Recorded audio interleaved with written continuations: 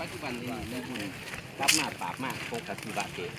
เพราะว่าศาสนาฮินดูก็จะนับถือพระศิวะคือเห็นกันทุกมือในโทรทัศน์ด้วยกันพระศิวะพระพุทธและพระวิษณุ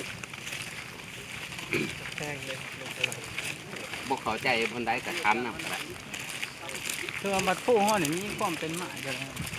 ตัวนี้เพื่อนเรียกว่ากลุ่มภาษาจีนวัตถุนี่แม่นโครงสร้างสถาปัตยกรรมแห่งศาสนาฮินดูเนาะของสาวขอม แสดงว่าไปข้าวนั้นเนี่ยมันนับถือศาสนาฮินดูแม่นว่าผู้ที่นับถือศาสนาฮินดูเพราะว่าพุทธเฮาก็มีแต่ว่าพุทธเฮานี่มาคนเชื่อถือเนาะแต่ว่าพวกความแห่งกาของศาสนาฮินดูหลาย ไล่แม่นของผู้ที่คนไล่กันเนาะ แม่นเขามามีอิทธิพล แต่ว่าคนสมัยนั้นเขาสร้างนี่แม่น เพราะว่าเฮาลงไปพิพิธภัณฑ์เขาจะเห็นเนาะเพิ่นจะเอิ้นว่าศิลาสะดึกที่เขียนเหมือนเป็นภาษาสันสกฤต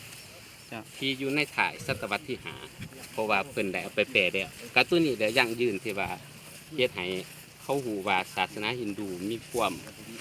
แห่งกล้าได้มาสร้างปราสาทอยู่วัดพุเฮานี้เพราะว่าในภาษาสันสกฤตหันเพิ่นได้เขียนไว้แต่ละหน้ามี16แถวแต่ก็มี4ขางได้กล่าวถึงการสร้างสถานที่แห่งหนึ่งอยู่วัดพุจำปาสักเท่านี้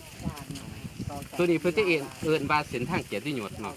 แต่ก่อนนี่มันจะมีแต่กษัตริย์ที่สามารถเดินตามเส้นทางนี้แหละส่วนเสนาอามาตย์มันน่ะเดินข้างทางตัวนี้โมเมนต์ที่ว่าคนนะธรรมดาเขาสิเดินได้นะเพราะว่าแต่ก่อนมันจะเป็นระบบกษัตริย์